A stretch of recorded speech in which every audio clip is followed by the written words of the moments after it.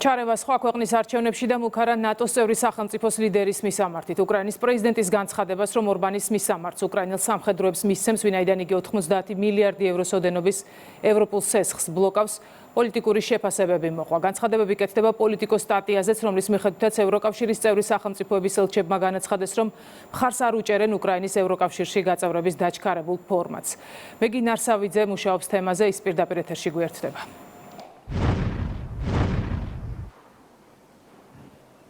ცრუ დაპირებებით გაბრუებული უკრაინა ასე აფასებს საქართველოში სახელისუფლებო გუნდი იმ მოვლენებს და პროცესებს, რაცაც უკრაინასთან დაკავშირებით ვადევნებთ თვალს, მათ შორის გაფართოების საკითხებში ევროკომისრის მარტა კოსრის განცხადებას, რომელიც ამბობს, რომ არსებული პროცედურებით 2027 წელს უკრაინა ვერ გახდება ევროკავშირის წევრი. ეს განცხადებები ისმის იმ ფონზე, როცა წლების განმავლობაში გვესმოდა დაპირებები უკრაინის დაჩქარებული წესით ევროკავშირში თუ ნატოში გაწევრებასთან დაკავშირებით, თუმცა როგორც გაირკვა, ეს დაპირებებად დარჩა.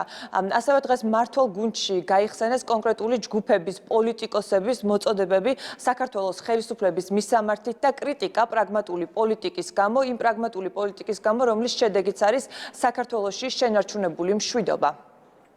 იმ მდგომარეობაში, რა მდგომარეობაში უკრაინა იმყოფება, მტერსარუსური. უმძიმესი მდგომარეობა, მშვიდობა მინდა უსურვა უკრაინელ ხალხს. უკრაინა ნამდვილად არ იმსახურებდა იმას და იმ მდგომარეობაში ყოფნას, სადაც დღეს ისინი იმყოფებიან.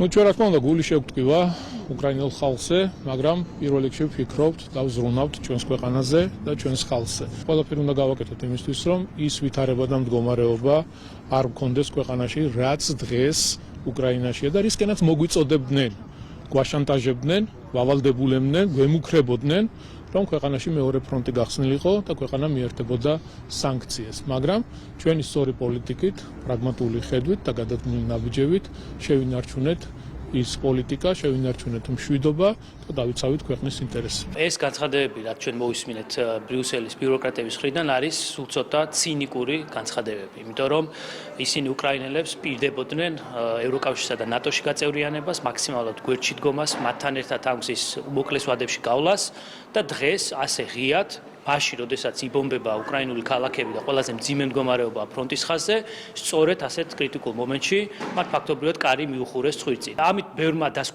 შესაბამისი დასკვნები უნდა გამოვიტანოთ. მთელი ეს სცენარი თავიდანვე ნათელი იყო და რასაც უკრაინელებს უკეთებდნენ, ეს იყო გაბრუება ცრუ დაპირებებით. დღეს ეს ადამიანები არიან დამალულები, ვინც ამ დაპირებებს გასცემდნენ, თბილ ოთახებში სხედან.